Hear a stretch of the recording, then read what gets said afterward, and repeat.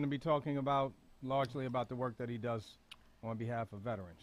Yeah, and I want to ask him about his Republican stance about, what he feel about Trump, because I think he's a Trump supporter. Okay. Well, that should make for a very interesting conversation. Yes, very interesting. So, in the meantime, perhaps it's a good time for us to do a little review of the week's events. Lorraine, what do you want to talk about? Well, I got some really cool news. Remember Omi, the gentleman that has Omi NF2? Medina? Yeah, Omi Medina has NF2. And his son is 7 years old, and his son, ever since he was 3, has been wearing a police uniform. And to the point where the cops call him on a regular basis. The YPD calls him on a regular basis, and he's gotten a YPD patch, too, from an officer. Mm-hmm. And Omi Sr. is deteriorating pretty quickly. And the thing that keeps him going is the fact that he says that he wants to live to see his son become an officer. And his son's dream is to one day become an officer. So I worked closely with the Yonkers Police Department this last couple of weeks. And on the 16th, Omi and his father I'm going to drop them off at the Community Affairs Division, YPD Community Affairs Division. And little Omi is going to be a cop for a day. So both of their dreams are going to come true. His father's going to be able to see his son become a cop. And it's just a heartwarming story. It just makes me want to cry. And they're going to be riding with 2 officers the entire day. They're going to go to all the police precincts. They're going to go to a crime scene. They're going to go to the K-9 unit. They're going to go to the commissioner's office and meet the police commissioner. Mm-hmm. They've got an amazing emergency services too. They've got an amazing day, laid out for them, and I'm just grateful to the Yonkers Police Department, Commissioner Gardner and Sergeant Singer, who worked really close with me and made this. It's gonna make this a reality. Okay, wonderful. That sounds like a great effort on the part of the Yonkers NYPD. Yes. I'll just say as a parent. I've often, and I'm sure all of us parents out here have often had to pause for a moment and think about, what life is going to be like for our children when we're departed. Mm-hmm. And a lot of us have anxieties that they will not be able to fulfill some of their life's dreams and ambitions. And so it really is a nice gesture on the part of the Yonkers Police Department to allow Omi to realize one of his dreams by seeing his son realize some of his early ambitions. So in that sense, I think they ought to be applauded. Yeah, it's a beautiful thing. Yeah. I want to remind all of our listeners who are tuned in that you can call into the studio. I think we can call into the studio, right? Yes. And the telephone number is 914-969-6499. Again, that's 914-969-6499.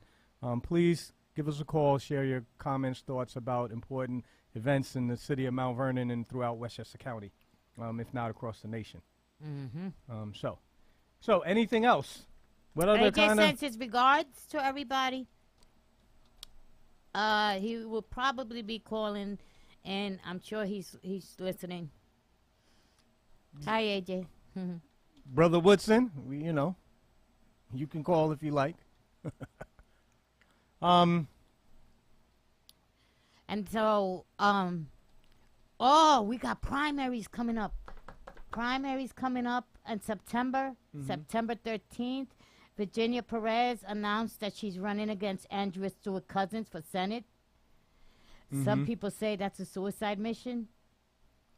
Okay. And yesterday, the entire County Board of Elections endorsed Andrea Stewart Cousins. All of Virginia's colleagues have endorsed Andrea Stewart Cousins yesterday. And the entire party and every elected official that's a Democrat and a Republican, they're not touching it. They're supporting Andrea.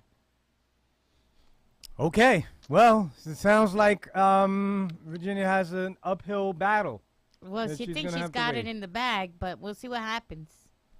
Really, and She what- really, really believes she's going to win. She got on the ballot. She didn't get kicked off. okay, I guess that's an achievement, an accomplishment. Well,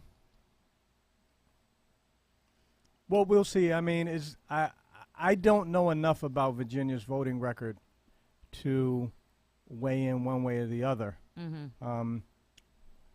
Obviously, I have no intention on voting for her in the upcoming primary,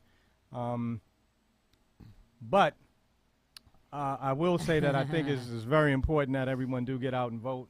This is one of those critical election years, and so I hope everyone makes gets to the ballot box and votes for somebody. Yes. We got Luis Cherico, Wanda London. Hi, Wanda, my sis. Mira Danielle tuned in. Mm-hmm. Hello, everybody. Luis Cherico, who is she? She, as in, who is she? Who are you referring to when you ask who is she? And yes, Wanda London, that was a very, very nice of the YPD to do, because I don't think I've ever seen them do anything to that extremish. Is that a word, extremish? It is for the purpose of the show. Yeah, it is. I have to go towards my dictionary to find out. And you are my dictionary, Dr. Bob. Okay, I mean, I'm glad I could be of some use. I can't seem to log in. Can you pull that up on my Facebook page Yeah. for a minute, please? Is there any other important news that needs to be discussed from this past week? There was a big raid in Mount Vernon yesterday. Nobody knows anything about it because it's mysterious. There was a big boom, a window, somebody's car window was blown out. FBI, 2 people were being chased. FBI was there. Mount Vernon Police Department was there, but they're not talking. Nobody's talking. Well, I did read reports, whatever reports were available on the news, and then apparently Mount Vernon was the epicenter of some sort of major cell phone scam. Yes, but I don't think that. That's not it? I don't Okay. think that was it. There you go. Okay. It shows you how in touch I am with the latest happenings in the city of Mount Vernon. Okay. Yeah. So it was an FBI raid. It was an FBI raid, yeah. If anybody knows.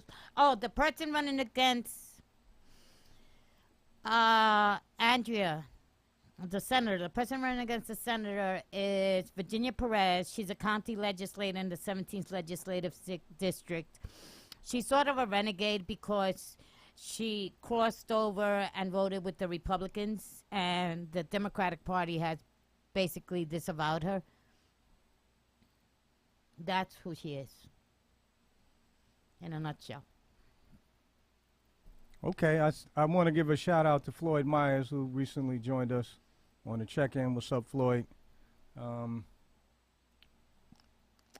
Others. Marvin Church. Oh. Hello, sir. How are you?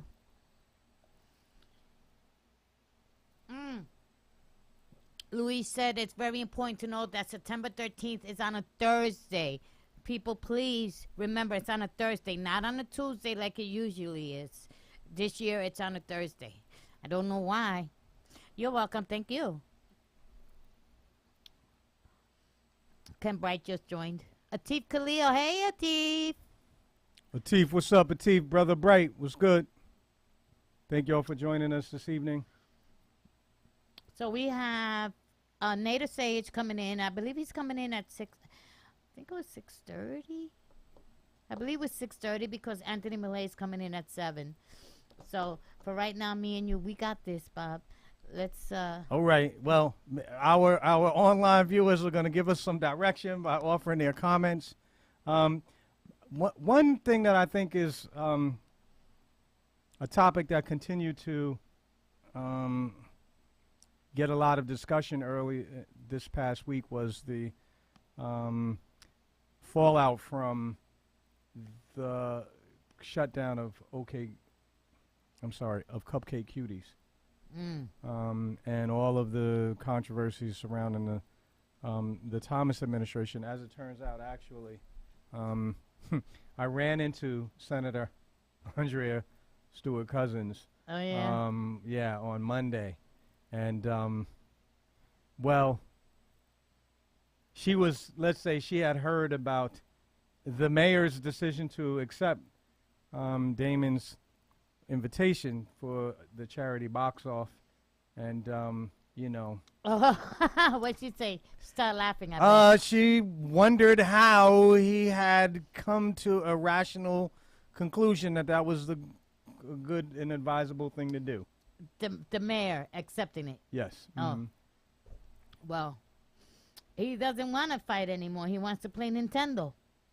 Right. I mean, let me say this, everyone, that I've had discussions with some very close friends about whether or not the invitation was appropriate and whether this depicts Mount Vernon in a bad light, because it's very unusual for an elected official, the municipality's top elected official, to be called out so publicly.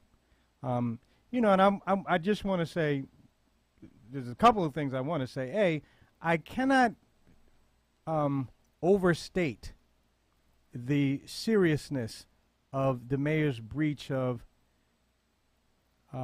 procedures, administrative procedures, regarding shutting down a business for violations of the building code or for some other codes. Let me just say that, you know, this is a part of a repeated pattern.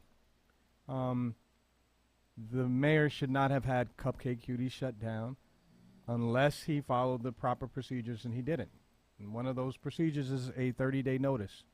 So the mayor really has continued to act in a very self-destructive way and really set himself up for the kind of conflict that he has gotten himself in for with Damon. That's number one. Number two, you know, Mayor Thomas is the mayor of the city of Mount Vernon. He can stoop to dignify remarks from those who are outside of the city government, or he cannot. And quite honestly, I think the mayor should have just simply, if he wanted this controversy to die down, he should have just simply not commented on it, the invitation at all.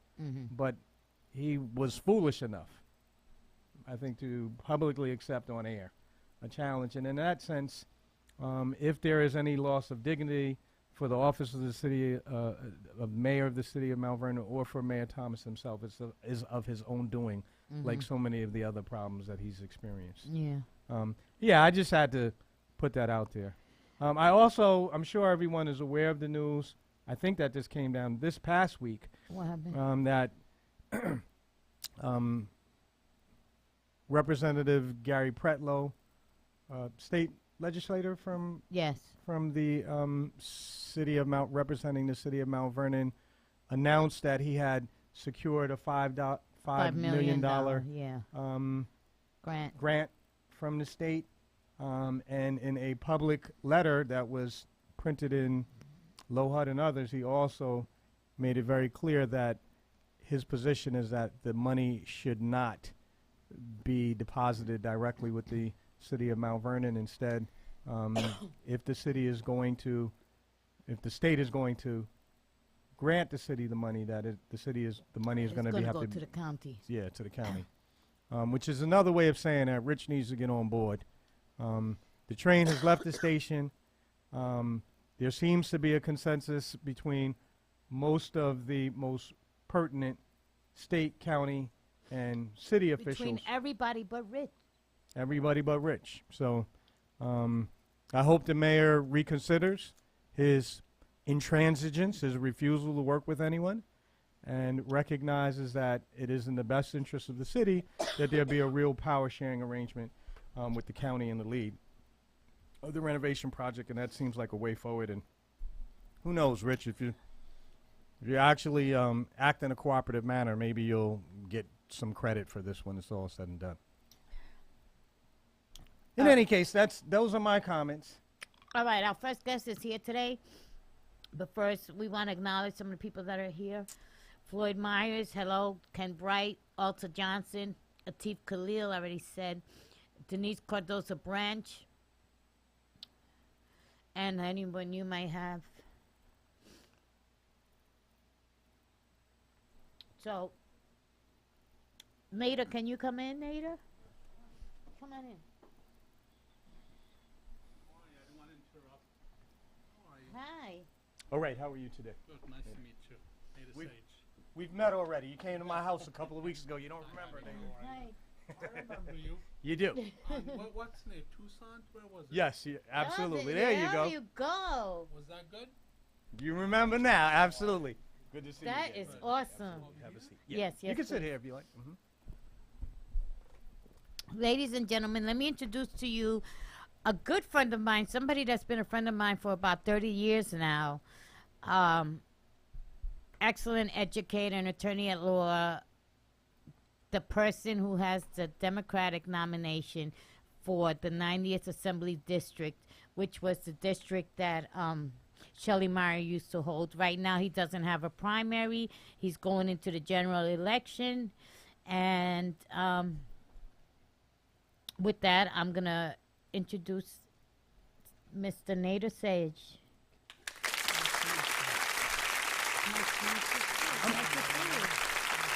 I'm sorry, before we proceed, What happened? I just wanted to, it was pointed out to me that I misspoke a few minutes ago and did not properly identify Gary Pretlow's position. I want to make clear that he is a state assemblyman. Oh, okay. Yeah. So, thank you, and we can continue. So, Nada, why are you running? I'm running because I've been involved for 40 years in Yonkers, involved in politics. I consider myself a product to the community. I consider myself someone that understands Yonkers from nearly 40 years of involvement, having grown up on Waverly Street and Buena Vista Avenue, Southwest Yonkers. I'm a product of the public school system. Mm-hmm. And in light of the enormous issues before the school district and the children of Yonkers, especially the funding from the state, it really was the proper time and to really follow the footsteps of our state delegation, our state senators and assembly people that have represented us, and to really continue the fight and really bring Yonkers its fair share of funding. So these are issues that really are very important to me. In addition to taxes, in addition to small businesses, job development, healthcare. And I feel that myself and my family have been an integral part of Yonkers, New York for over 60 years now. Oh, wow. So Wow. I feel I'm not They only can't hear you. I feel I'm Is not this only mic open? deserving, Okay. but I feel Thank I'm you. the most qualified candidate, Lorraine. Mm-hmm. And you know, you and I go back.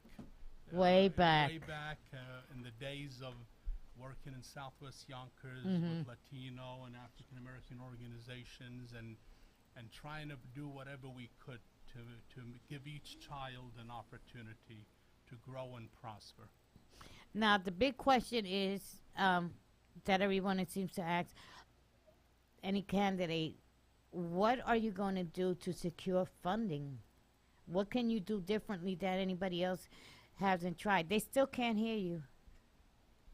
No, AJ said that's much better. That's Oh, AJ said that's much better. Hi, AJ. Speak one more time, Nada. Hi, AJ. Nice to be on this show. Floyd, do you hear Nada, Floyd? Hello, testing, 1, 2. No, you can hear me. Okay. Okay.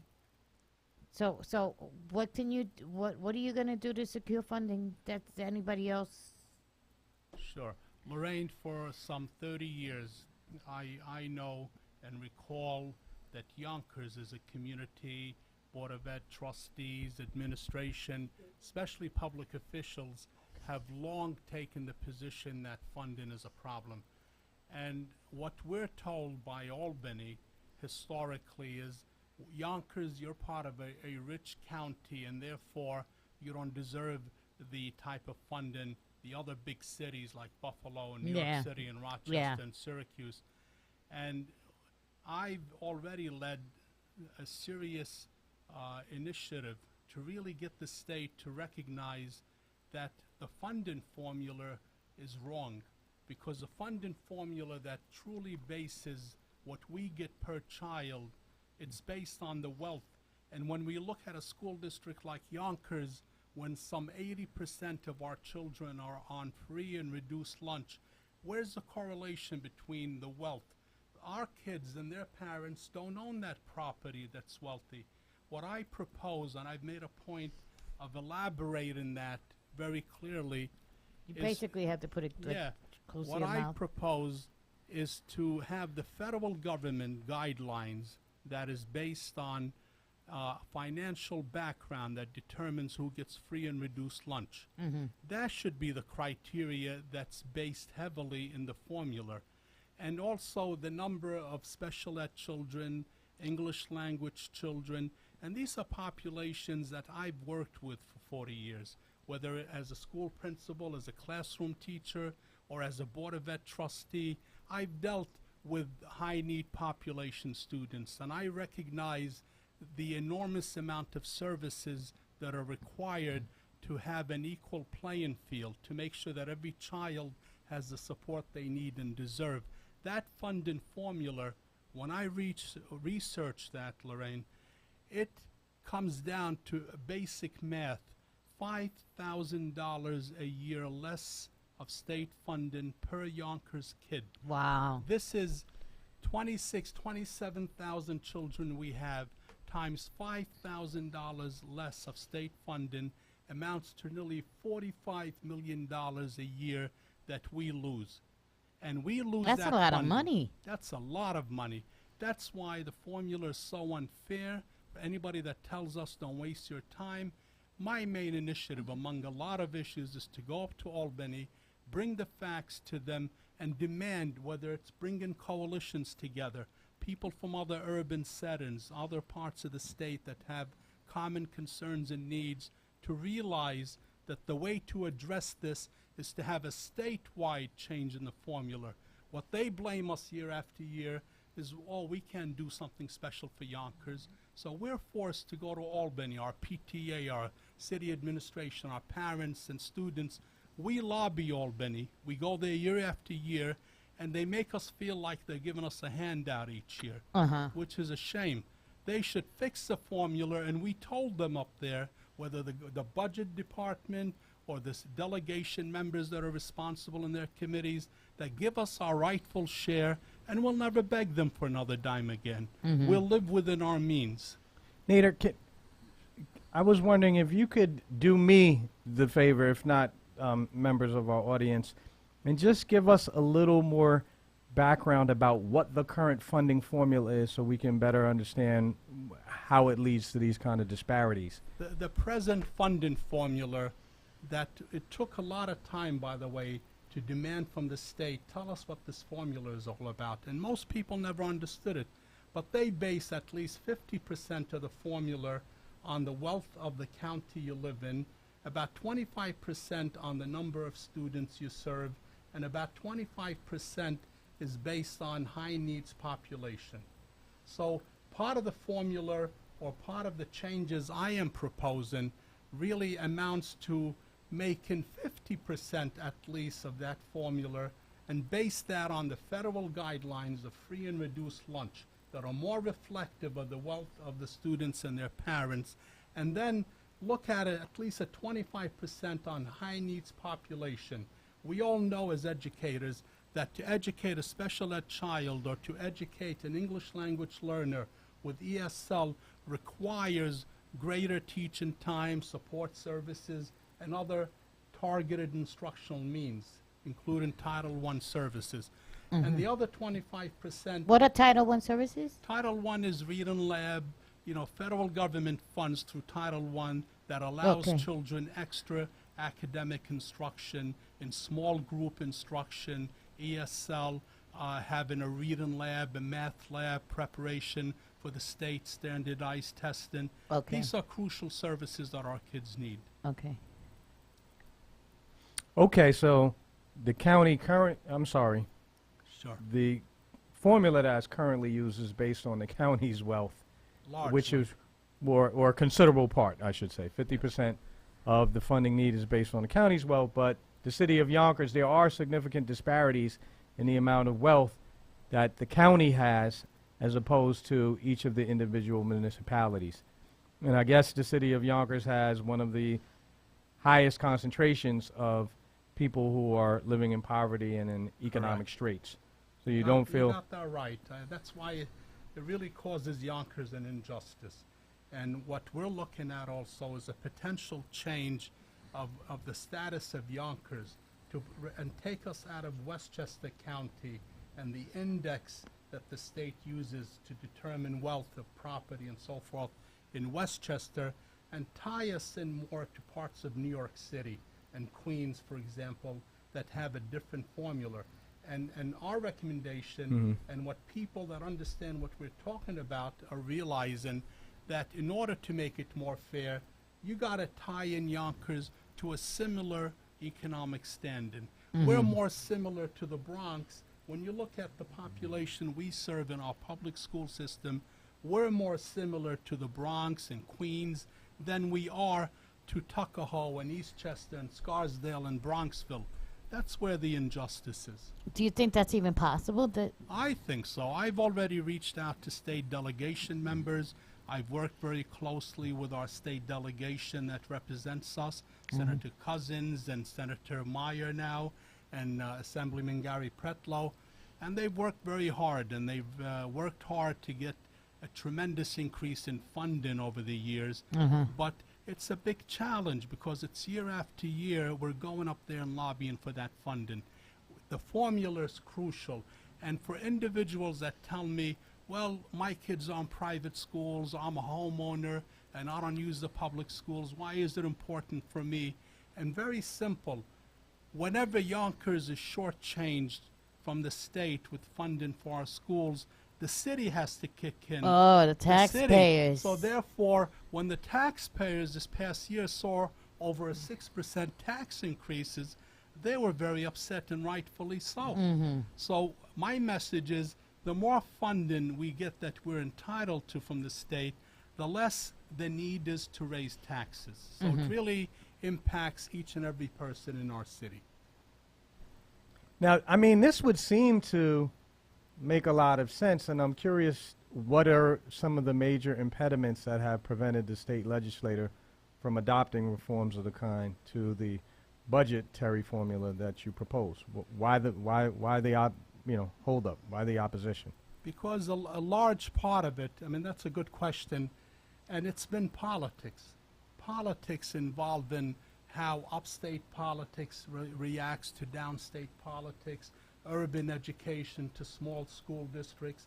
This is why, as I stated earlier, that to change that formula, it needs to be a statewide change of formula. In the past, unfortunately, most of the emphasis on changing that was focused on a Yonkers formula or a solution for Yonkers. And the problem is, no matter how hard our present state delegation works, and they do a very efficient job, it's very difficult for them to rally the state assembly and senate members from other parts of the state. This is why the difference would be to lobby similar communities, as we stated earlier. For example, the Buffalo state senators and assemblymen, and the Rochester and the Syracuse, and even here in Westchester, you go to Ossining and you go to Peekskill and other neighborhoods, and New Rochelle and Mount Vernon and other communities that are similar to us. Their representatives that are up in Albany, I would reach out to them, and I would reach out to members of the Bronx delegation and have them on board with us to really build up a coalition. And I consider myself someone that has been a team member. I've always rallied at the school building level as a principal, teachers and parents and students working together. I will do the same thing in Albany. I will utilize my educational background and experience, my community activities. I would utilize my legal background as an attorney to study the law, study the legislation, and truly reach out that I'm very effective in, reaching out to members of the delegations from throughout the state and begin to communicate to them a need to modify the formula. And people that say, well, it's impossible, nearly 2 weeks ago, Governor Murphy in New Jersey did an overhaul of the New Jersey state educational funding formula. And there was a recognition there that too many poor districts were not getting their rightful share of New Jersey state funding. So if New Jersey did it, what's the problem in New York? So for people that tell me, Nader, you know, you're embarking on something that's impossible, nonsense. This is very possible. Very recently, there was a major state in our neighborhood that changed its funding formula throughout the state, and there's no reason why we here in New York can't do the same. Right. Also, you know, it seems to me that even though when we talk about underfunding of public education, very often we have in mind school districts that are largely have large minority enrollments. I know that there are many other upstate districts in New York that have large concentrations of poverty and are encountering very serious economic hardships of their own. And it would seem to me like those districts would represent natural allies that recognize that there is a need to rework the funding formula so that their kids, and here I'm talking about these are probably kids, a good number of them who are white kids, are also in some of these upstate districts, are also receiving a subpar education. And you're so right. I mean, you know, you hit the nail on the head. The issue impacts students of similar needs and concerns. And as you said, it's throughout the state. And this is why it's doable. It's crucial for Yonkers. It impacts our children. When we try to avoid layoffs year after year, and we work with our labor groups, and we try to make sure people can hold on to their careers and their jobs, and then we're given the threat of not only layoffs, but the potential loss of serious services we provide our children. Often, the first on the chopping block is subjects like music and art and recreational programs and support services, because they're not mandated. We're mandated as educators to make sure there's classroom teachers teaching our children. So whenever school districts, not only Yonkers, are forced to make cuts, they go after those unmandated services, but they're crucial services. So when our kids lose the opportunity to have ample music and art and library and physical education and sports program, that's a major tragedy for our kids. We've been able to restore a lot of these services. I've been a trustee now in my 6th year on the Board of Ed, totally a volunteer position.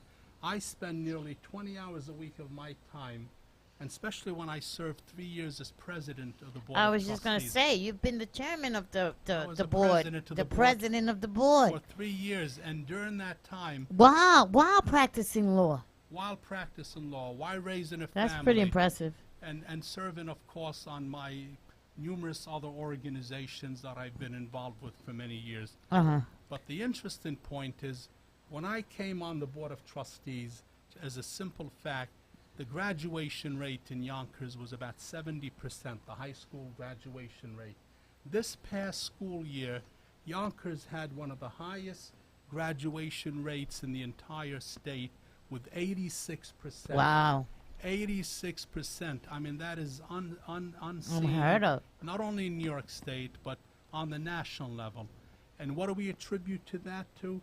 We attribute that to a major focus on transparency.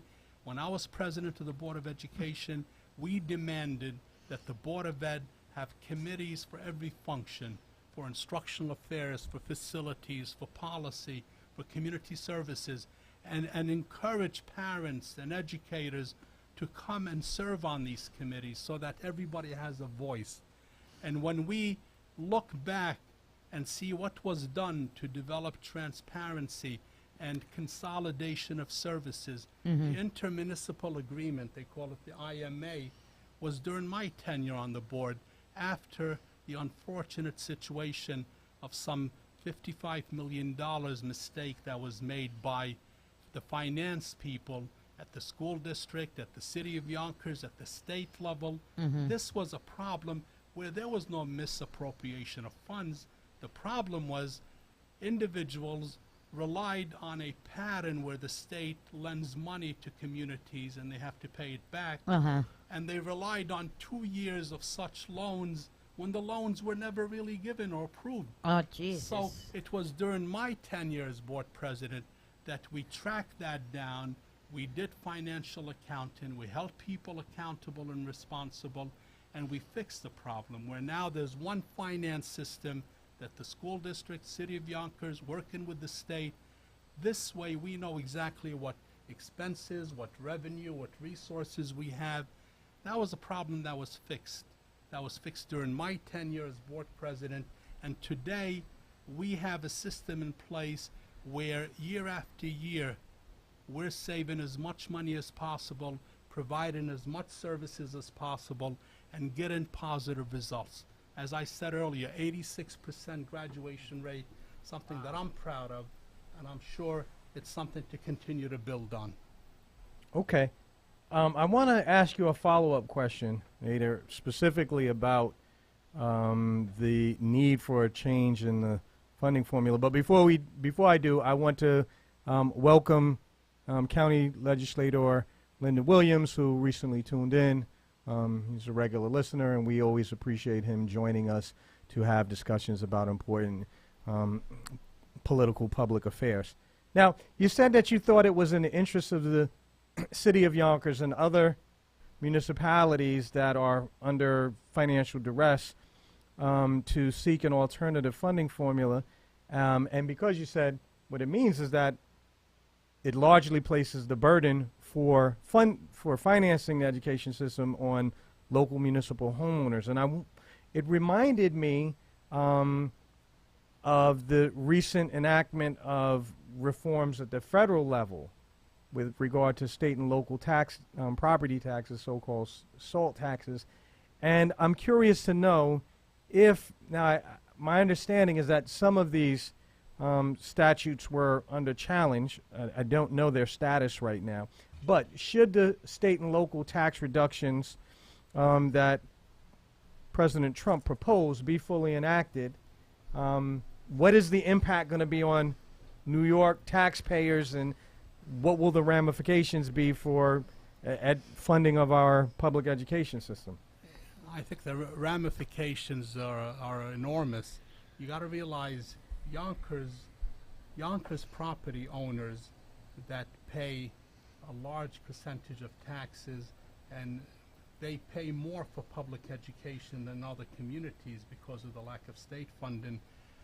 They rely on a tax system that's been imposed by the Trump administration that limits the amount of deductions for each homeowner to $10,000 a year.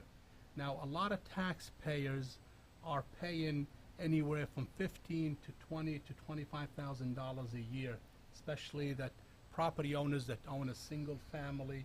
And these individuals can no longer deduct their full mortgages and taxes. So they're limited to $10,000 that the Trump administration realizes, well, we feel that's a proper number. Maybe that's a proper number in Carolina and in the Midwest and other parts of the country.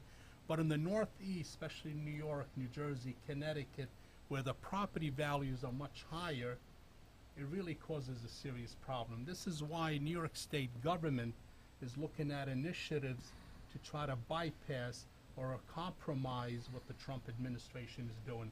And we see this happening with many issues. For example, advocates of pro-choice or advocates of, especially with the recent Supreme Court nomination of Brett Kavanaugh. There's a major concern now that New York State and the governor signed into legislation, whereas New York will go and protect the rights of individuals to abortions, for example, and to continue to have the pro-choice approaches that they want. Whereas with taxes, it's the same situation. The problem we have is that whenever the federal government initiates policies that are biased or unfair for states, especially New York State, it forces us, and I, as an assemblyman, I would work to make sure that any initiatives that protect us from the White House or Trump administration policies, that we undertake to protect us in whatever way we need to. So you're right, it's a serious problem, taxes. It forces more of a concern. Many individuals can't afford their homes. Many residents begin to move out of the community, and it becomes a problem where it impacts our children, impacts our tax base, and our ability to provide services for our students. How do you feel about charter schools? I'm against the concept of taking money that is designated to the public school system and to give it to any school. Now, it happens that chartered schools were established in districts that had poor results. And if you look at Buffalo and Syracuse and Rochester, they have so many more chartered schools than we do. We have in Yonkers one chartered school, and that's a credit to public education in Yonkers. Usually, the formation of new chartered school there's a correlation with poor results in public schools where parents want to send their kids to charter. I've made a point of saying chartered schools should reach out and get a whole separate funding source, preferably private funding, then that's fine. But to pit Yonkers residents against each other, public and chartered school, because any funds you put to chartered school take away from public, that's a serious problem. And when that happens, we in public education have to cancel sports programs and art and music, which again is very crucial. I am a public school advocate. I've been an educator in the Yonkers schools nearly 45 years with the Board of Ed now. My 5 daughters are all products of the public school. We're 8 brothers and sisters, and all of us are products of the public schools. Thank God we've done very well professionally, our careers, and that's largely to public education. So when I, as an attorney, as an educator, believe in due process and give each person an opportunity to be heard, that's a right every individual has.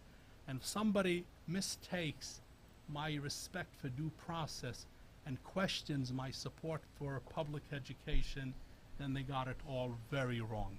Again, I'm an advocate of public education. Anything that takes away a dime from public schools, I'm against. Can I have a follow-up? Yeah, yeah. So, Nate, I'm myself am very skeptical of charter schools for a number of reasons, including their historical origin in opposition to desegregation of the U.S. public school system during the 1950s. I think it's very important that anyone who is considering the efficacy of charter school proposals be aware of the fact that it was largely advocated by segregationists who did not want to see children of color attending school alongside white kids. Now, having said that, so I think there are principal reasons to be opposed to charter schools.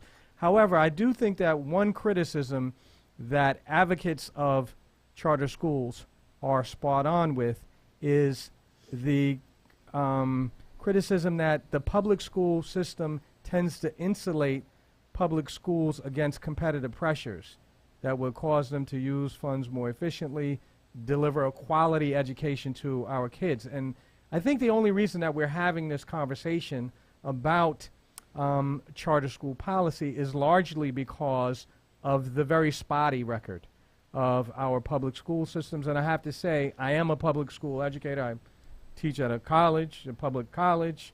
So I am a big proponent. Your colleagues. Yes, we, in some respect, we are. That's another conversation.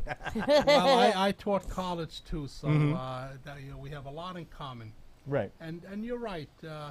People that question chartered school definitely question the makeup, the enrollment policy, the registration policy of chartered schools. And as public educators, we want to make sure that there's an equal playing field. So if I have a public school and I'm required to treat and enroll every child in an equitable fashion that walks through my doors, I would expect the chartered schools to do likewise, whether it's to make sure that there's an equitable racial breakdown of the population, or ethnicities, or even economic status, or even learning disabilities, for example, or English language learners. When we don't see that, and chartered schools or private schools focus on an enrollment policy that accepts only students that they feel would succeed, then that's an injustice. We as public educators educate every child that walks through our doors. So it becomes a little bit unfair when they compare data to say, well, my data is higher. Well, maybe you're not treating the same population and the same concerns and issues that we in public education do. So that's why it's a point well taken that there's many issues that show concern as to whether or not there's equity in chartered school. And of course, the funding issue is crucial. You know, our funding should be geared 100% to public education. With all the criticism that it has, it's the one best system. In my opinion, as a historian, as an educator, the one best system that has brought generations of immigrants and everybody else to give them an opportunity to succeed has been public education. So that's my advocacy, that's my support base, and this is my main initiative going to Albany, among many other issues, public funding, public education. Let me just say we got a couple of other people tuned in. AJ it's tuned in. Good evening, AJ. Good evening, AJ. Dawn Seawright tuned in. Donna Jackson, Brian Harrod. Hey, Brian. Brian Harrod joined in. And Karen, and my sister, Karen Edmondson. Karen DaCosta Edmondson just joined us, too. Now, Louise Cherico keeps saying that, let me just read what she says, because she said again, because she said it prior. She said, Yonkers homeowners send their kids to Catholic schools. They will always fight you until Spano improves the schools first. They don't care about the waterfront. Nobody does. They want the schools funded by the city first. I'm going to be, as a native, born and raised Yonkers gal, I'm going to have to disagree with that. Because, number one, Spano's working hard to improve the school system. Number two, we've got a couple of Catholic schools that have closed down because the folks cannot afford to send their kids to Catholic schools, and they're sending them to public schools. And yes, we do care about the waterfront, because when I was in the city council, I was one of the first city council members to vote on the waterfront, and it's a wonderful, wonderful new addition to the city of Yonkers. And anybody have any questions? Lyndon Williams said the Trump SALT policy that disallows deductions for blue states like New York and California is the most partisan, backward-thinking policy of any president. Both Democrats and Republicans, New York and California, pay more taxes and bring more revenues to the federal budget than any other state. That was from County Legislator Lyndon Williams. By the way, just Lorraine, you know, I have the pleasure of having attended Pace Law School with County Legislator Lyndon Williams. Oh, so, that's pretty awesome. Yeah, so a commonality there, and you know, welcome to the show, and always a pleasure to hear from you. I also wanted to echo a comment of one of our viewers, Donna Jackson, who shared a link to a letter that was recently issued by the Chancellor? Yes, by the Chancellor's office, the Board of Regents, I believe. Hopefully I'm getting that part right. But the gist of the letter is that to express opposition to a recent proposal, I don't know if it's yet been passed, but I heard about it, that would allow the New York State Board of Regents to reduce the certification requirements for charter school teachers. And this would be part of a much broader pattern that you were alluding to, whereby the charter schools have an advantage over public schools that allow them to operate more efficiently and therefore give the appearance that they are providing a better quality of education. And this would be an example As a college professor, I can tell you that, and someone who has a PhD, I had contemplated teaching in the public school system at a lower level, primary, secondary level, because actually it pays better than to teach at the college level, strangely enough. You're right. And funny enough, He's right. I found it very difficult to meet the qualifications because even though I had a PhD, there was certain coursework that I had to attend, I had to complete that I had in basically how to teach. And in addition, I had to pass certification in certain subject areas that are not a requirement of one's doctoral degree, just very different systems in that regard. But the idea that somehow or the other charter schools would be allowed to lower the bar in terms of the qualifications for newly admitted teachers, while the public schools will be required to maintain a very high bar, I think does both a disservice to charter school students and also to the taxpayers themselves, because again it gives a very distorted picture of the outcome of these two different approaches to education. You're right. See, we spoke about earlier about making sure there's proper playing field when you compare public education to chartered school, and that's another example. When the state allows chartered schools to lessen the requirement for higher and efficient staff members, that really causes a problem, with the delivery of effective learning and teaching. And that's one of the main concerns. And plus, when chartered schools get a certain amount of money from public education, and they don't have the similar expenses that we have, then that's another problem. Because if they're paying their teachers less, and we're paying more for our public schools teachers because they have their license, they have their credentials and qualifications, that is also wrong. So I think the concept that's being passed to the Board of Regents and to the governor's office and to the state delegation is, to stop taking public school funding to compensate chartered schools. If chartered schools are allowed to operate, and we have many private schools, whether they're religious schools or chartered schools, let them operate, let them get their funding through tuition or through private donations, but don't impact and take away public education funds. Don't put yourself on the same playing field and claim that you're compatible to what public schools do when you can't do it. That's the main concern. So you're right on that point, and it's something that I know the state legislators have been echoing this message in Albany for years now, and now it's become even more important with the Commissioner of Education on the federal level that is a big advocate of chartered schools. And this really is an attack on public education, and this time more than ever, I think individuals at all levels need to stand up and protect the integrity of public education. As we said, it's the one best system.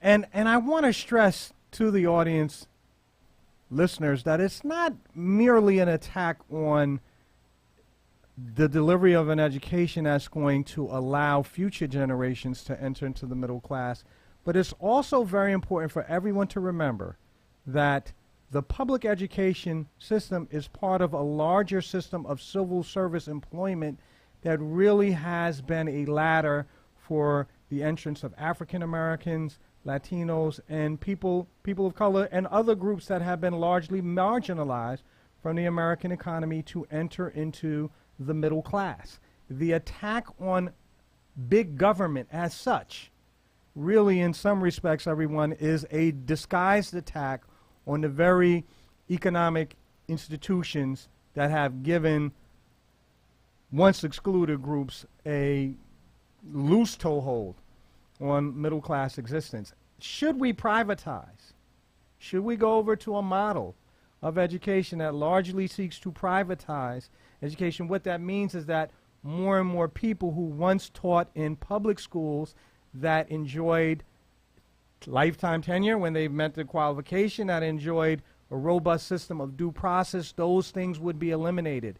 And in this sense, the call for charter schools is very much in keeping with the effort to deunionize workplaces across the United States. And people need to be aware. So it's going to hit possibly not only future generations who may find that their resources have been drained away by charter schools, but it may hit current adult middle class professionals who went off to college in the hopes of becoming public school teachers and to enjoy a decent standard of living that comes with it, and may find themselves forced to teach in charter schools where there are no union protections. And my sense is that, you know, forget all of the rosy, you know, stories about charter schools. My sense is that a lot of the teaching staff and in charter schools is very deeply demoralized because of the very autocratic approach that's used there. Well, you're right. Even you know, we spoke earlier about the impact of federal government and the Trump administration. The other area you pointed out is labor and unions, and the Janus decision that recently was brought down.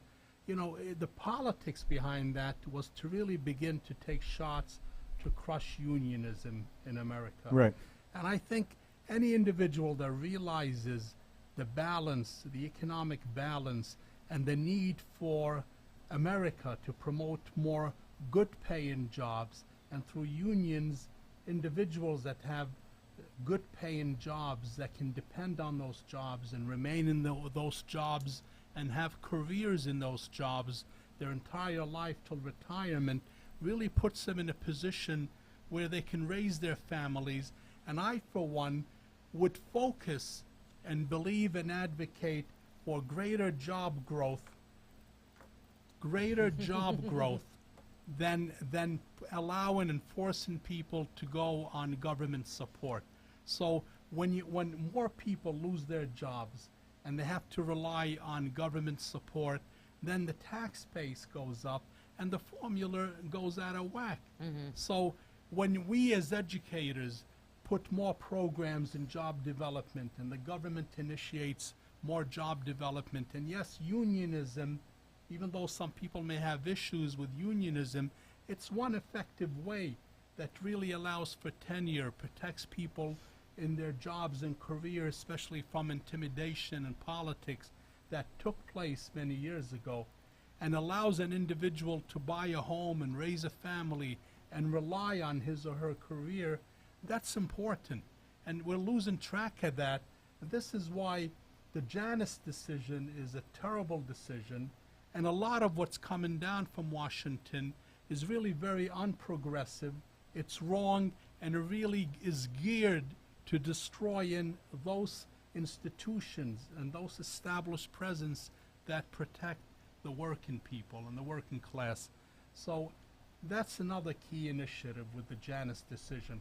And again, I wanted just to say hello to Lyndon Williams, fellow classmate at Pace Law School, and him and I have a picture together with the many graduates from Pace in the court system and in government and politics, and we're glad to see that the Pace alumni base is growing. Lyndon, keep it up. He said, Nader, great to see you, my friend. Pleasure's mine. Absolutely. I want to give a shout out to Tasha. Tasha, honey Yeah, D. Tasha just checked in, one of our stalwart comrades. Good to see you, Tasha. So Nate, well, our next guest has already arrived, but let me ask you a question. If you were speaking to the voters, well, you are speaking to the voters, can you tell them why you think they should vote for you?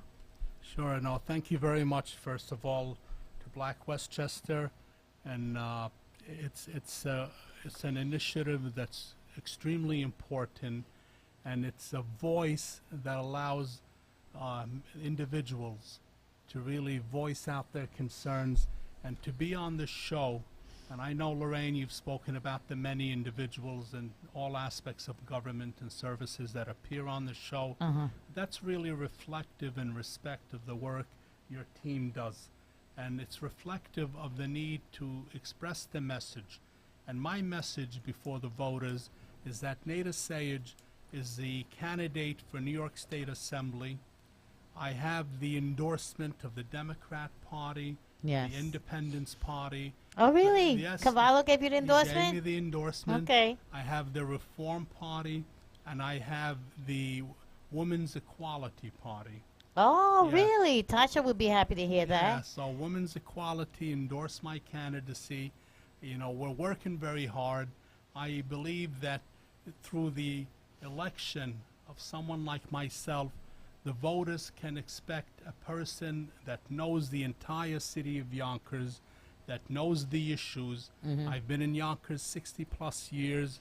I've been very entrenched in community services, primarily as a volunteer. Your entire family has been. My entire family in education and law and health care, the many voters out there that are seen or have medical doctors that are from my family, Yes. or teachers or educators that taught them, or lawyers that represented them on various matters. It's a family commitment that we've made to Yonkers. And Yes, it's a yes. volunteer record of 40 You're a years. prominent family in the city of Yonkers, And yes. Lorraine, I've never earned a single dime in 40 years of service.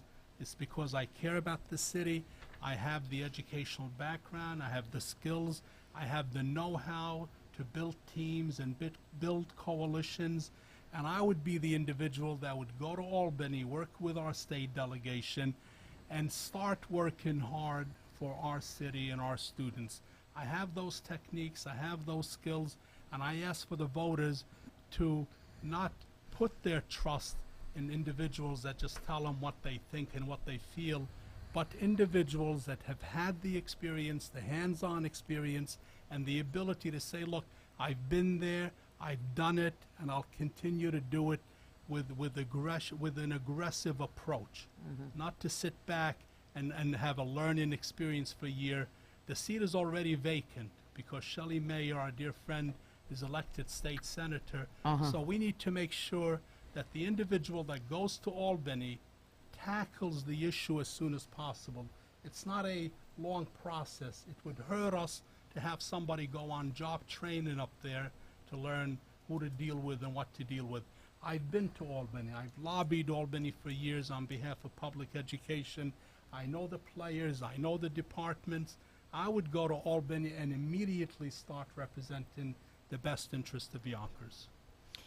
With that being said, are you willing to come back when AJ and Damon are here? Are you willing to come back to People Before Politics and sit down and have a conversation with your opinion?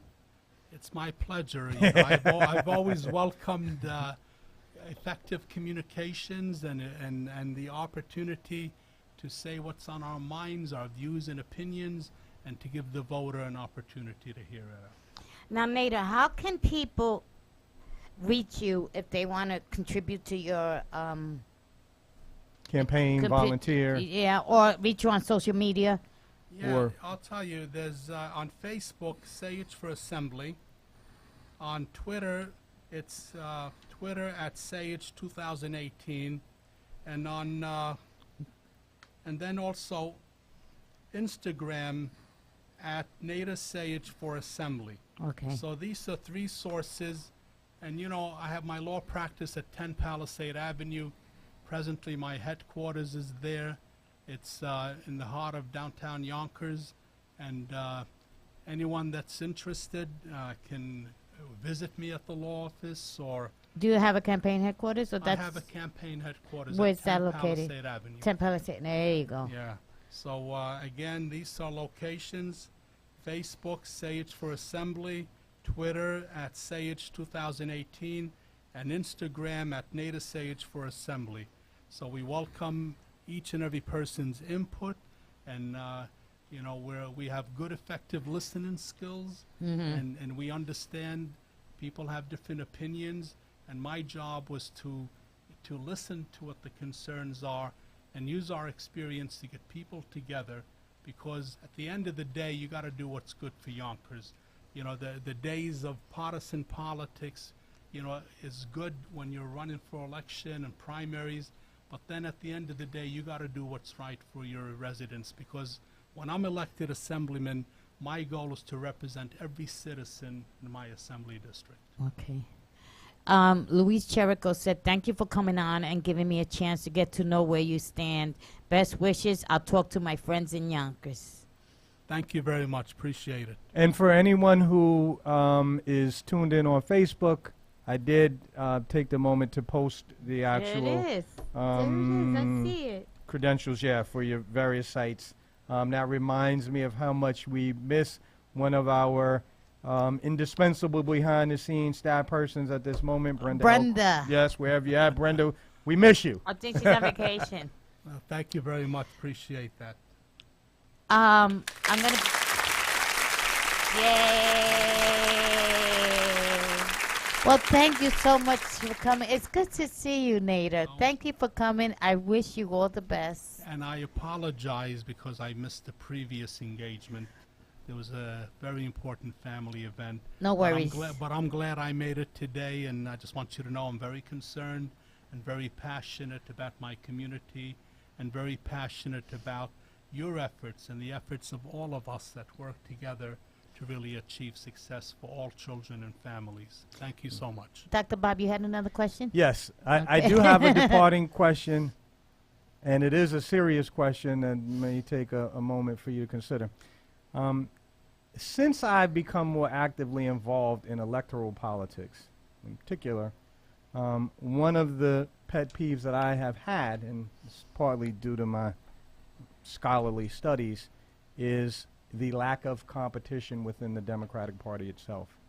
And the reason that I would be remiss if I didn't mention this, because it seems to me that one of the motivations for the complaints that are behind a lot of America's institutions, whether it be our educational system or our unions, is that there has been in the internal elite that has managed to consolidate and entrench its powers and is growing less and less responsive to the needs of everyday people that they represent. This is also true of the two-party system in the United States as a whole, which has been insulated from serious competition through a variety of means. But it also seems to be true of the Democratic Party in major cities, in cities where you have large populations of color, where Republicans can't compete at all because they have such backward policies. True. But the reason that I mention this is because in getting an update, I signed off for your petition, and one of the things I said to you is I'm giving you support. We hadn't met, so. Sure. But one of the things I said is that I want to see healthy competition in this primary season for the open seat that you're running for. Mm-hmm. And as Lorraine and I were sort of, going over our brief before the show, one of the things that she brought to my attention was that some of your competitors had been eliminated from the primary as a result of legal challenges. One of whom was here a couple of weeks ago, and I know I watched from home. I thought he did a fabulous job. He sounded also like a promising candidate. I know, of course, any court decisions that redound to you that you benefit from in some respects are welcome because you want to win office. Mm-hmm. But I would imagine that many of our viewers feel a lot more ambivalent, that in some respects they do not want to see the elimination of inter-party competition. They want to see an increase so that we can be sure that we have good, effective candidates. And I want to ask you, Sure. Reforms that you propose to make for up in Albany for our state funding are, much needed. Correct.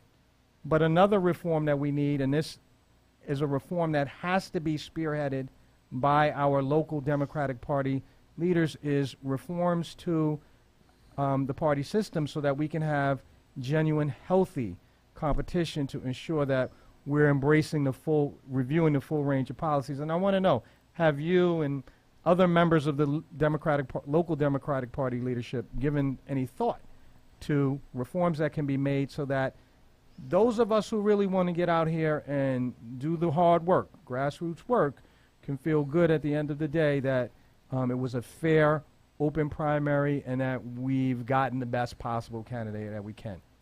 No, it's a good question, and you know, I'm an advocate of the Democrat process, Right. and the Board of Elections and state and local election laws are very clear. And when we look at reforms, and we should look at methods and ways to encourage greater voter participation and to make early voting and other requirements that make it easier to vote. I think, you know, that's a crucial area, and any attempts to try to discourage people from voting we should work against, and I will work against it.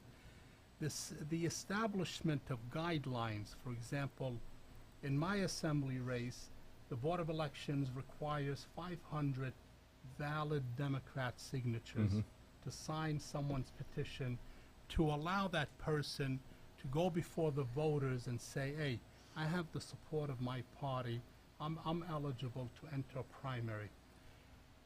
That process assures that there isn't so many individuals that are not deserving. Right. For example, I would encourage many of our potential candidates, and this is a lesson to be learned, that if you're interested in seeking public office, I would encourage you to serve whatever political party you'd like to be involved. But in my case as a Democrat, I would encourage these individuals join the establishment. There's many opportunities to serve as a district leader. Go out, work for candidates, carry petitions. For example, Yonkers, in this assembly district, there was nearly 36,000 Democrat voters. 36,000. So when you tell someone, if you're deserving and you're involved and you're active, go out and get 500 valid Democrats. And they couldn't do it? And they couldn't do it. That, you know what if the you concern can't get is? 500 signatures out of 30,000, Now, that's embarrassing. When I went to your home and got your signature, I had a list of all And you were there on a Sunday, I yeah, think. and I went to Runyon Heights, and I had a list of all registered Democrats. So I know they're registered, up-to-date Democrats, and I went door to door and made sure registered Democrats.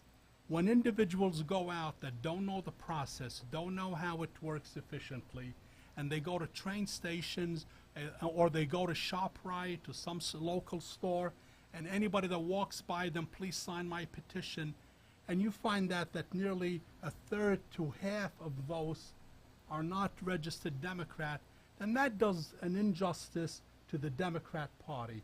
If you're a Democrat voter and someone is getting signatures that amounts to half of them that are either not registered or registered with other political parties or not even registered in your district, you would get upset.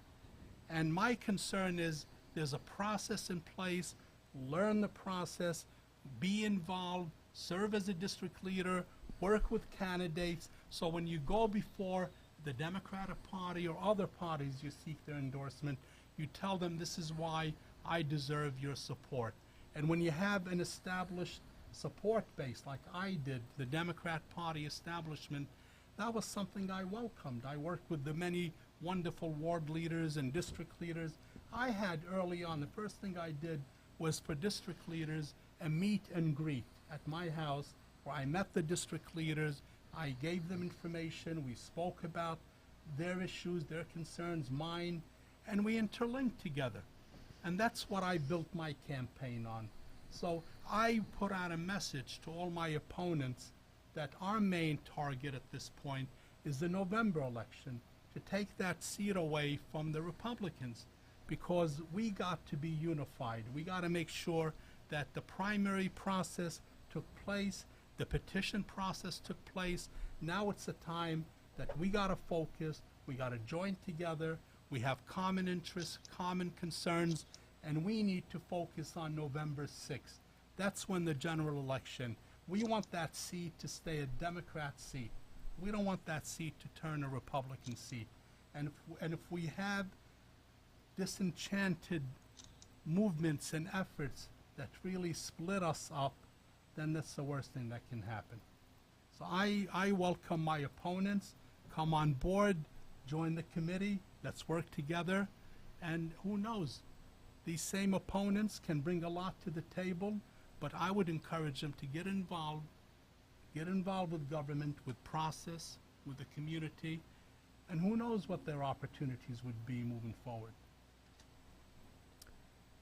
Right. I believe that the Democratic Party is going to be a lot stronger when reforms are made that doesn't lead to widespread feelings of discontent. However, I agree. We got an election to worry about in November, and so I will take the appropriate action myself. Well, I got to bring in the next guest. Yes. You're welcome to stay if you want, Nader.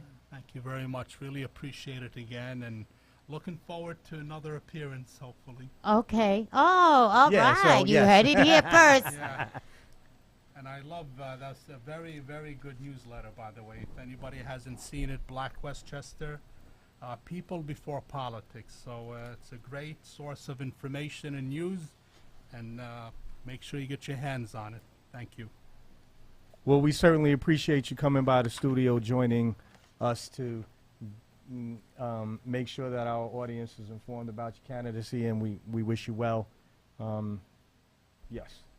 Thank you very much. And as it turns out, I will be casting my vote for you for a Democrat. Yes. All right. Have a good one.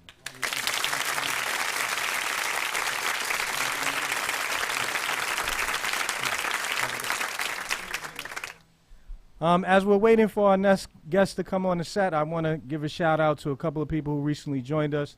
Kevin Bunch joined us. Give a shout out to Kev. My man Anthony Old School Mitchell is on the check-in as well. I know there are others who have joined us, and I don't see your names. That's because I can't really seem to get my Facebook page to work all that well. So, yeah. In any case, as we're waiting for our next guest to appear, perhaps we'll begin to take some steps to have Joe Pinion send an invitation to Joe Pinion, the Republican candidate, for the seat that we were discussing earlier, come into the studio, and perhaps him and Nader Sage are going to have an opportunity to talk to one another.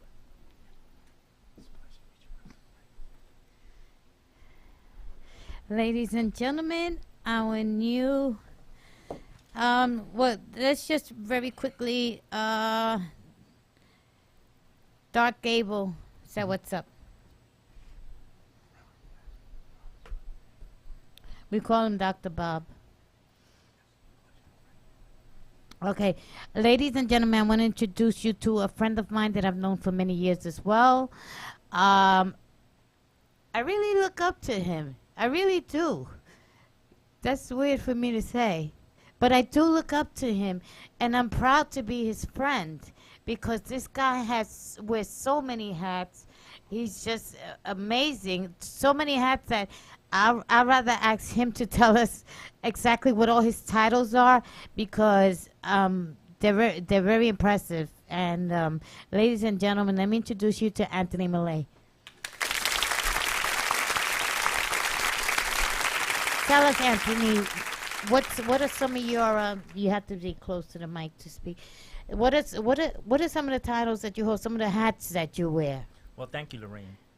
My best title is the one that you said, your friend. Oh, gee. Oh, Chuck. That's a really good title. Don't blush on us now. My aspiring title is King of the World. I'm working on it. But yes, professionally, I'm president of AMI Global Security. So that's my security consulting company. We're international consultants. We're defense contractors, United Nations vendors, and consultants in the areas of counterterrorism and security. And politically, I was just elected last month or so as the state chair of the Latino National Republican Coalition. That's freaking awesome. Yeah, so that's talk about being a minority in a minority. How you like that one? So that's one. So we're doing very well. We're building coalitions. We're building bridges. We're spreading understanding, and what we're looking for is commonality. And we believe that, and I truly believe, and I'm sure you do as well, that we don't have to have shared ethnicities to have shared principles. Yeah. And so the more that we bring in, the more understanding that we have, we can, we can advance together for the common good. Excellent. Well, before we proceed, I did notice that our co-host, Damon Jones, just logged in, and so we want to give D a shout. Hey, Damon. All right, and yes, so Lorraine, you can continue. Oh, Yes, thank you. now, of all of those hats that you wear, I want to talk about a little bit about each of them. But first, let's start with the which one would you like to start with? Well, I'm sorry, I didn't add one that's very near and dear that you know that you and I both been working on for a long time, and that's as an advocate for veterans issues, and I'm the chairman since 1999 of the 65th Infantry Borinqueniers Honor Task Force, which brings recognition and help bring recognition to some of our forgotten heroes, among them from the Korean War, specifically the 65th Infantry Regiment of Puerto Rico, known as the Borinqueniers, whose distinction is not just their ethnicity, but their valor and gallantry in the field of battle during the Korean War, where they conducted what became the last battalion-sized bayonet charge in American military history, which is legendary. It not only won them the respect of their peers, their superiors, but even the enemy. The enemy even bowed to them. And up to this day, we've been working very hard to do recognition for them and to raise public awareness. And we proudly can announce that they are the recipients of the highest award that the people of the United States can bestow, which is the Congressional Gold Medal. And we just That's awesome. that. Yes, Excellent. yes, yes. Good for you. Good for you. And thank you, sir. Thank you for that. And now what we like to do is one of the things that brings me here to this audience. Please check out our Facebook page at 65th Infantry Honor Task Force. And what we want to do now is that the North Koreans are repatriating very subtly, very cool. It's diplomatic. It has to be done with panache. You know what I mean? It's nothing this is not one of those things that you have to make big splash about. It's not. It's an Asian mentality. If you understand the Far East, or the Orient mentality. So they're doing it with honor. They're honoring their word. I can report that they're honoring their word and that they're delivering these repatriated unknown soldiers with respect. They just delivered 55, right? 55. Yeah. And there's more coming. Wow. And they're doing it quietly. They're doing it very subtly, and we want that to continue. We don't want anything to upset that. But so part of what we're doing is, and what we're looking for public support about, is that it's a soldier thing, but we'd want to. I'm organizing to bring some veterans of the Korean War and from some of the last of the Borinqueniers to the repatriation site when they bring the caskets or off of the plane and repatriate them on American soil, to be there to greet them. You see, these soldiers not only gave up their lives, sir, but they gave up their identity. I mean, we don't know who they are. Wow. But we do know percentage-wise that at least 3% of the 7,000 were Borinqueniers, and 5% of those were at least Latinos. So out of those 55, 3% and there were likely Borinqueniers, and another 5% are Latinos. So it's a thing of honor. It's something inexplicable. It doesn't have to be explained to veterans or warriors, and you can never explain it to someone who doesn't want to understand it. But just to be there when they arrive, to greet them and render a hand salute as they arrive, is something that we're working towards now. That's pretty special. Yeah. And so we're just trying to raise money for the expenses, plane ticket, hotel, and bring them back. So that's on our Facebook page, 65th Infantry Honor Task Force. That's it. Okay. Now tell us a little bit more about your other hats. Okay. On the professional side, AMI Global Security, it's something that I've been doing for quite some time now. I'm a United States Army veteran. Thank you for serving, sir. Thank you. I served in the 3rd United States Infantry, the Old Guard, which is the Presidential Honor Guard at Fort Myer. They're the guys who, among other things, who provide the sentinels at the tomb of the unknown soldier. And among other things, so I served very proudly there in the infantry. And then I moved on into the intelligence field and worked for the Defense Intelligence Agency, the DIA, the Intelligence and Security Command, the United States military training mission to Saudi Arabia, in Saudi Arabia, training Saudis. And then I was elevated to the Office of the Chief of Staff for Intelligence at the Pentagon. And then I transitioned to civilian world, where I started my company and provided executive VIP protection to diplomats and high-ranking persons in the intelligence community. Mm. It's taken me around the world. I've set foot and worked over the years, and I think the last count was something like 50 countries. So I've been to a lot of places. Wow. Well, quite impressive. I have to say that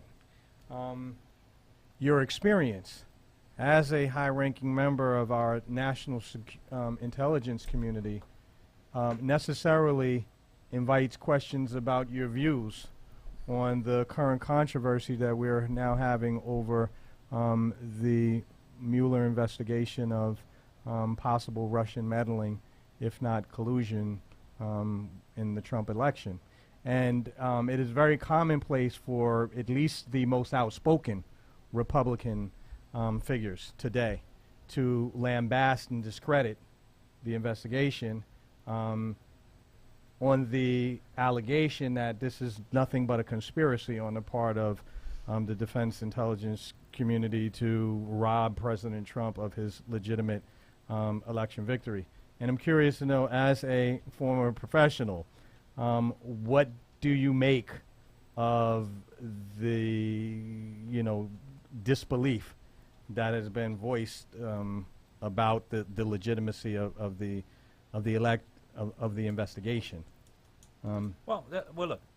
Of course, I have a learned opinion on it, a learned viewpoint, and then there's the political observation. Right. Obviously, those who are against the current administration will say and do anything against it, no matter what the truth is. Mm-hmm. And then those who are involved in trying to remove and prevent the presidency were involved in what can be scholastically and academically described as an American attempt at a coup, which were high-ranking members who were, remember, they're political hacks.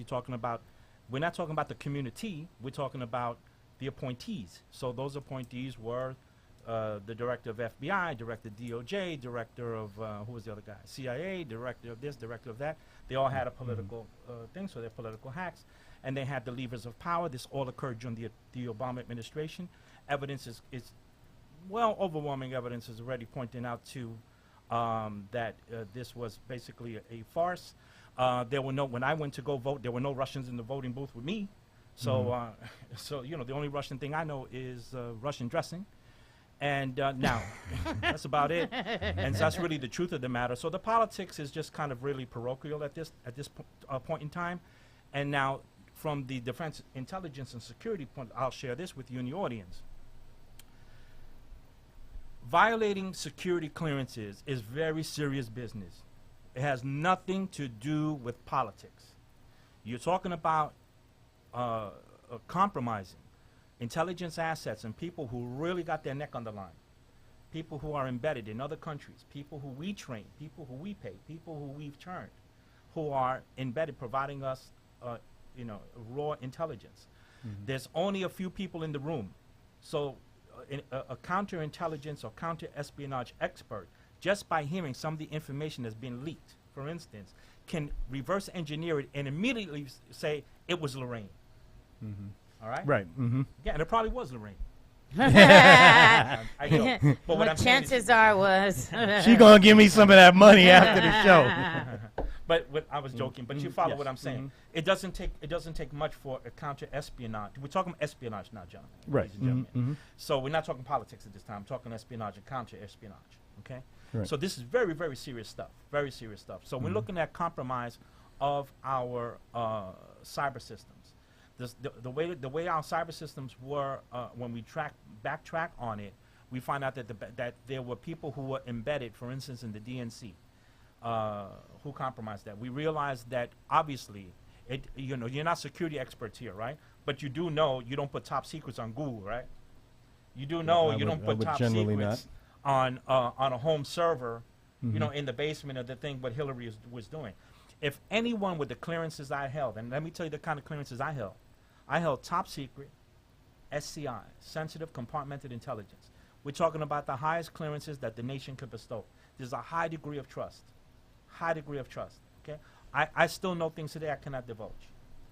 Okay? Can imagine, by honor. And oath. I like that, by honor and oath. Yeah, honor and oath. By honor and oath. You can't do that. So for someone of that rank, as a Secretary of State, former First Lady of the state of Arkansas, former U.S. Senator, there is no excuse. She knows what a violation of security clearance is, okay? And to feign ignorance is an insult. Also, it's a federal crime. Any one of us or anyone who held any kind of clearance did something like that, man, I cannot even begin to explain to you how fast they will swoop down and snatch you up. And because you have to turn around and do something that's called damage control, sir. All right? So you understand? So this is beyond politics. Now we have to go back and find out, holy moly, did something that was leaked divulge where SEAL Team 6 was going to be, on what Chinook they were going to be, what time it was taken off, what was their path, and if somebody was in the right place at the right time with the SA-7 shoulder-fired surface-to-air missile can blow them out of the sky and wipe them out. And that's what happened. So did it happen because somebody was in the right place at the right time with the right weapon in the right situation who knew they were coming to be there? Or was it just a fluke? Or do we know that intelligence that we are receiving is not false intelligence? So because they know the sources of the intelligence that we are receiving, now they turn around and say, okay, we know, we now feed them false intel. All right, and now policymakers are making mistakes and false mistakes, and so therefore you have a destruction of foreign policy, you have a destruction of military policy, you have a destruction of national security policy that compounds. This is very, very serious stuff. So of course, if someone along the chain of command or someone in that circle were involved to that level and deeply, of course they're going to do everything they can to cover it up and shift blame. Look, kids do it. When the milk is spilled, they never say, I did it. They say the dog did it. Right? So, of course, people at this level are going to do everything they can to shift blame.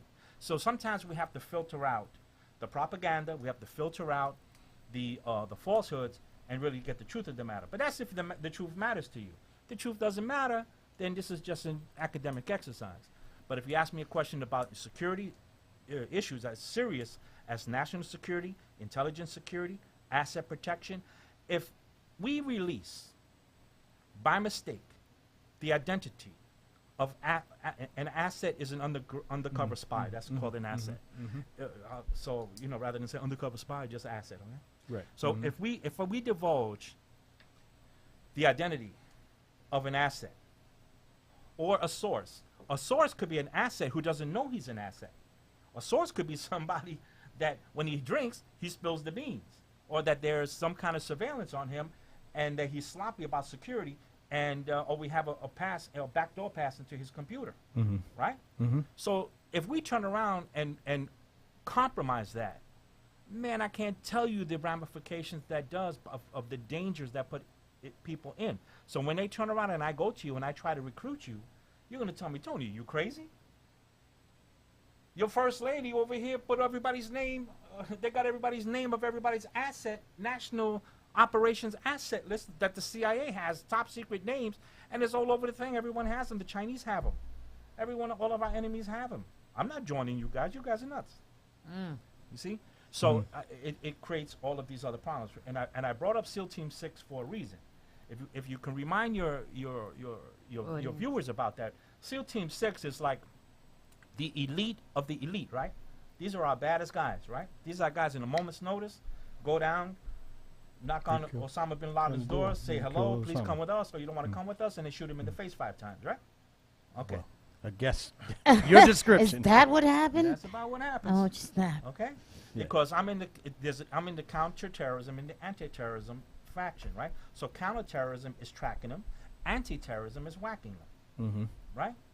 So when we turn around and have guys who are trained with those kind of skills, those kind of assets, those millions of dollars that are invested in them, and then somehow someone reveals that they will be departing point A at a certain amount of time on a chopper, a Chinook, that flies at a certain speed, top speed, down a certain route, right? And that if you happen to be in a certain place at a certain time with a certain weapon that can see over the horizon and blow them out of the sky, this is serious. This is a serious compromise.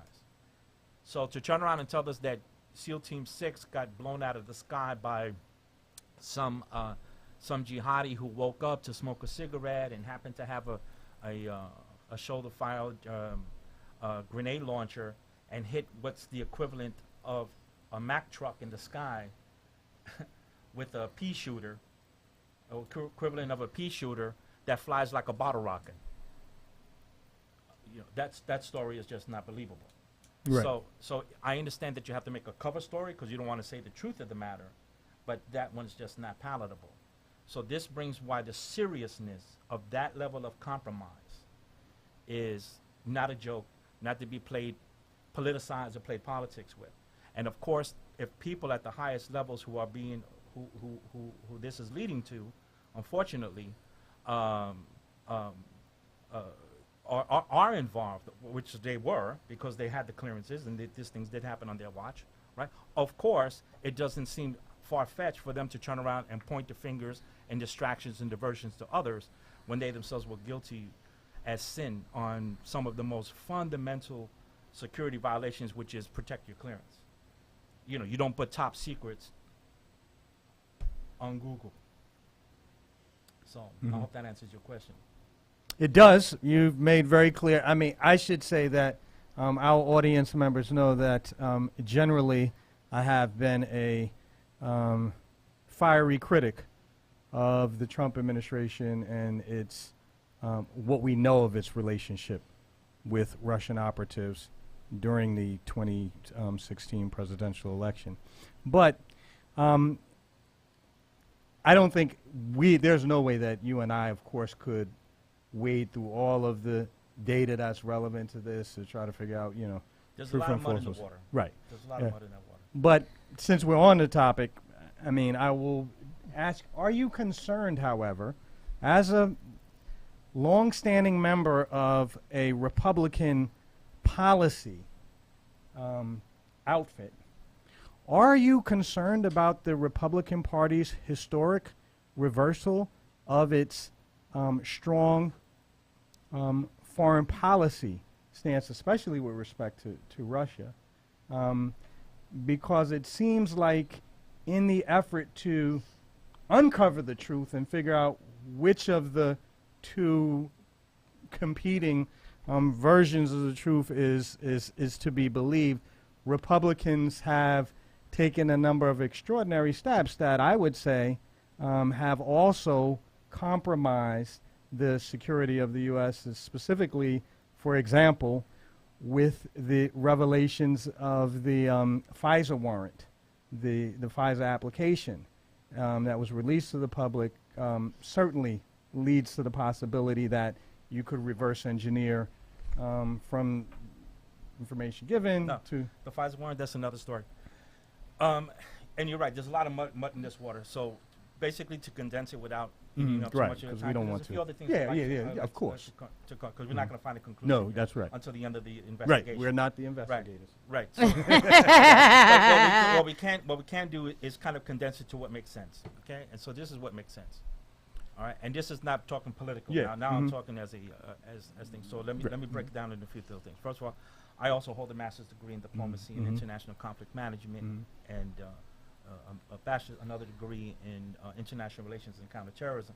I also graduated Defense Intelligence College, in the realm of counterterrorism, counterespionage, and secure of information. So I kind of have some training, right. a little bit on this particular thing. So now, on foreign policy.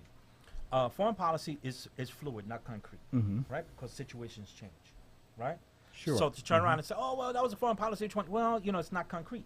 It's fluid. Changes. Things change, right? You want change. You want things to stay all the same exactly. So what would be better to have?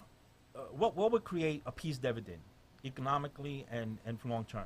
The United States and Russia working together, doing business together, have business diplomacy, whereas we open up our markets, they open up their markets, and we're doing business with each other, and their business communities are becoming enriched and creating wealth among those populations. I'm talking about the business community population, right? The rank and file people. Yeah. Right? All of a sudden, Inthemixx.com is playing in Russia, and you're getting advertisers, you're making money, right? Right. Okay. So countries who are making money off each other and becoming wealthy from each other very rarely drop thermonuclear bombs and obliterate each other. Okay. So right. Then there's also the humanitarian level. Then there's also which would be better, to have a humanitarian cooperation with Russia and the United States, or not having a Russian humanitarian effort between them? Can you imagine the Russian military and the American military? Russian medical and science people and American medical and science researchers working together, researching together, working in space together. Imagine this. It'd be a dividend, right? So there's always been, as you know, and you probably realize this too, there's always the thing of creating the boogeyman. Yeah, how can you justify $1 trillion military budget if there's not a boogeyman to scare the bejesus out of you with, right? So so the military-industrial complex, of which I am a part, understands this, right? So so there has to be measures and countermeasures. So just as there are opponents and such within Russia who would not like to see a cooperation between the United States and Russia, there are elements within the United States that would not like to see a cooperation between the two. But we might have reached that point in history where we have two leaders of these two top thermonuclear countries, in the world, who are traditional or long-standing opponents, starting to realize that maybe we need to find some common ground. This is diplomacy.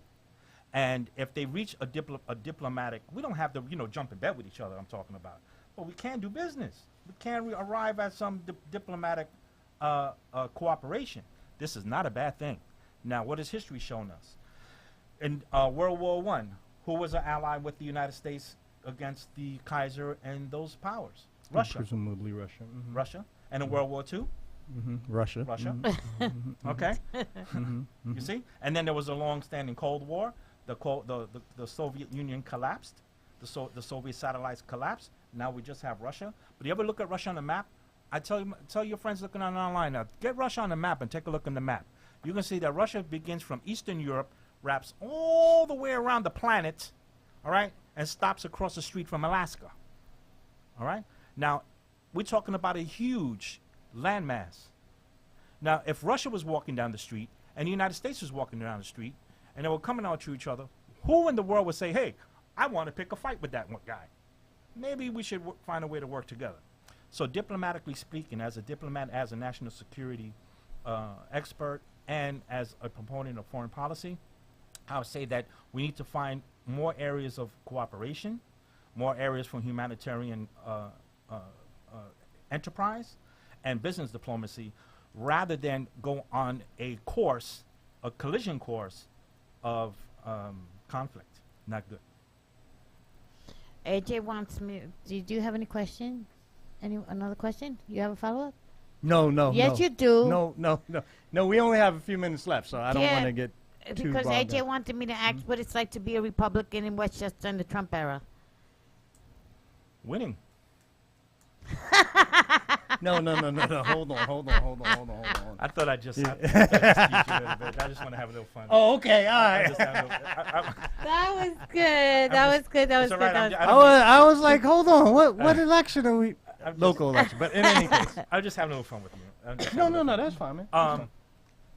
Look, I find it as a student of history and a student of politics, I find that actually we're living in fascinating times, man. This is like really something to really study. This is something that students and academics of politics and policy, economic policy, fiscal policy. Remember, there's a difference between fiscal policy and monetary policy, right? You know, we're seeing our money do things that it hasn't done in a long time. Flex a muscle. Pretty incredible stuff. 4.0 GDP, we'll take it. That's not bad. People's 401ks going up, more money in your pocket, not too shabby. A lot of regular gas is going up too. Well, that's going to fluctuate, but that's all going to disappear when we have the possibility of going to the moon, which the Trump administration has already announced to do, and we have the technology to do it with. I'll ask your people online to look up the element helium-3, H3, and find out that it's abundant on the moon, and helium-3 as an energy source. One shuttle bay full of helium-3 brought back to Earth can power Indian Point with clean energy for 100 years. Wow. We're talking about some amazing possibilities to go on. That can go on. Now remember, you know, I'm old enough to remember the moon race. Look what happened. Look what happened in leaps in technology, right? From 1900 to 1969, we went from the horse and buggy to man walking on the moon in 69 years.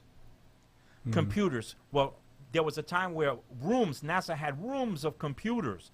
Now the same power computer is right here on your phone. So the leaps, see, technology doesn't evolve. Technology leaps. And if we start looking at a leap in technology, for instance, of getting elements from the moon, mining the moon. Did you know there's gold on the moon? Gold. There's gold on the moon. Helium-3 on the moon. There's water on the moon, which can make atmosphere. There's the moon is also believed to be cavernous. It's somewhat hollow. All right. So now we've only discovered and explored some things on the surface of the moon. Now geologists are having a field day trying to speculate. Can you imagine what the kind of geology they would find below the surface of the moon? Remember, you see all those pockmarks on the moon? If those happen by collisions, what was delivered to the moon? Right. So, like as I said, it's really a wonderful things of possibilities that can happen. If we take away some of the personality quirks that this particular president has and start looking at basically just look at results. Some of the results are pretty fascinating and you know, not to be discounted because it's really affecting people in a marvelous way as far as economics is concerned. The other thing is that from the political side of it, I had written an article when Trump first came on the scene before he was President Trump, and I analyzed it. And for those who just like to study this kind of stuff without having the emotions of, you know, political left, right, Republican or not, I described, I think pretty accurately. One thing I thought was pretty interesting, that Trump was arising as a populist. I called it from a long time ago. He wasn't coming as a Republican. He's a populist, and a populist really only comes in American history about 100 years. The last populist was Teddy Roosevelt, and they had a lot of similarities. Their own money, very rough, tough guys. One of the toughest tough guy presidents. Let's if you know what that was Roosevelt, right? Sure. Did you know that Teddy Roosevelt was the only president to receive the Medal of Honor? I didn't realize that. I just said, what does that have to do with being Latino Republican in Westchester in the Trump era? Those are labels, my friend. I don't do labels. You know what I'm saying? Peaches have labels. Other things have labels. I don't need labels. I'm beyond labels. I don't self-identify as labels. I'm beyond, I believe in brain cells, not skin cells. You want me to tell what I think what AJ was trying to say? I think I got us a little off course with my initial question. Oh, I'm sorry.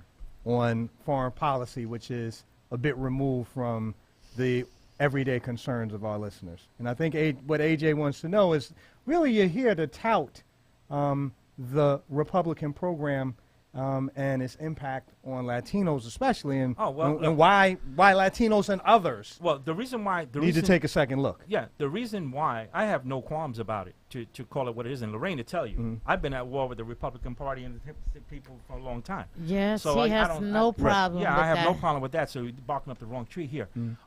Because, I've given political punch in the face more than once. Now, the thing is, there would be no reason for a Latino National Republican Coalition if the Republicans were doing a good job on attracting other peoples through principles. Right. Now, culturally, what a lot of people don't realize is that the Latino culture as a culture. And I don't believe in self-segregating. I kind of take umbrage to that, and there's reasons to that. I put some things to that, and it makes sense. But Latinos by culture are conservative. They believe in the church, right? They believe in church, really tight family orientation thing, okay? Work ethic, unbelievable work ethic. This is things that are almost entrenched in the DNA.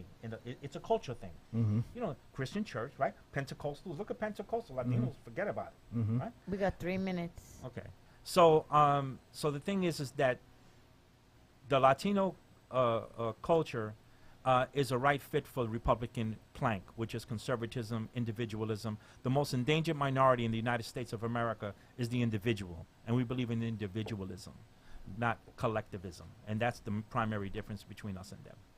Well, Anthony, I would love to have you come back if AJ agrees with that. I would love to have you come back and so that we can discuss Hispanic Republican issues. As you like. You want me to tell what? Because we really didn't have enough time in this segment. I only answered your question. Yeah, I'm sorry, man. No. It was a wonderful conversation. But it deserves that we revisit the topic. Definitely would love to have you back so that we can continue the conversation.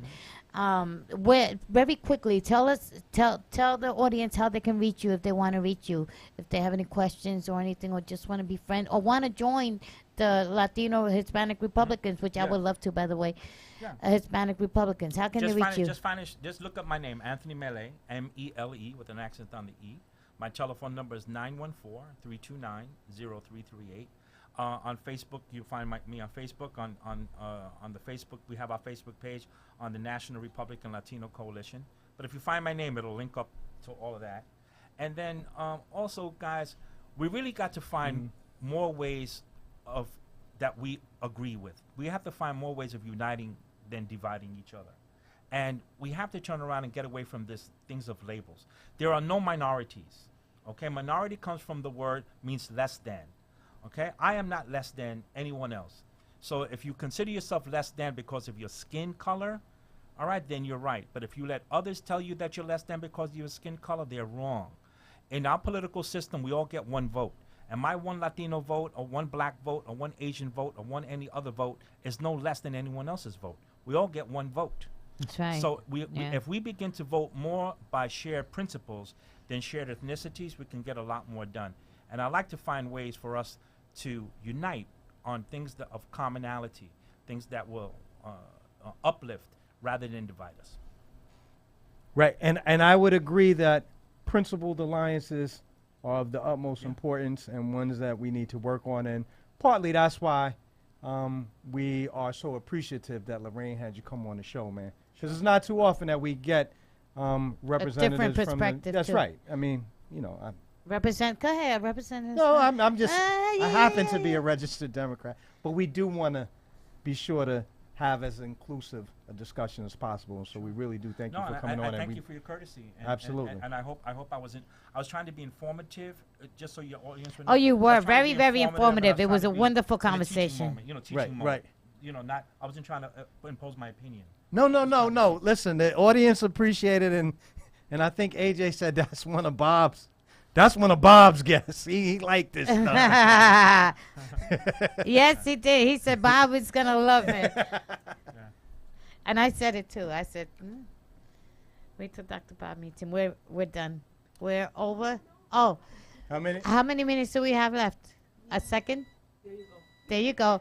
Say your okay, everyone. Well, you could have been doing anything else, but you decided to be with us. And so we thank you very much for joining People Before Politics. Tune in every Sunday from 6 p.m. to 8 p.m. I am your guest co-host, Robert Baskerville, filling in for AJ Woodson, Damon Jones, and on behalf of the lovely Lorraine Lopez, peace. We'll see y'all next week. Peace, folks. 22 million black victims of Americanism are waking up, and they're gaining a new political consciousness, becoming politically mature. And as they develop this political maturity, they're able to see the recent trends in these political elections. Any minority that has a block of votes that stick together is in a strategic position. Either way you go, that's who gets it. You're in a position trying to determine who go to the White House and who stay in the doghouse. You're the one who has that power. You and I have never seen democracy. All we've seen is hypocrisy.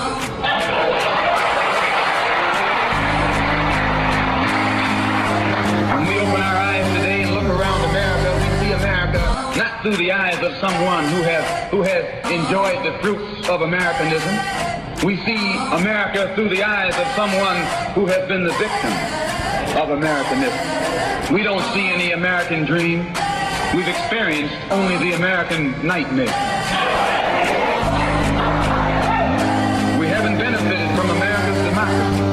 We've only suffered from America's hypocrisy. And the generation that's coming up now can see it and are not afraid to say it. And are not afraid to say it. And are not afraid to say it. And are not afraid to say it. And are not afraid to say it. And are not afraid to say it. And are not afraid to say it. And are not afraid to say it. And are not afraid to say it. And are not afraid to say it.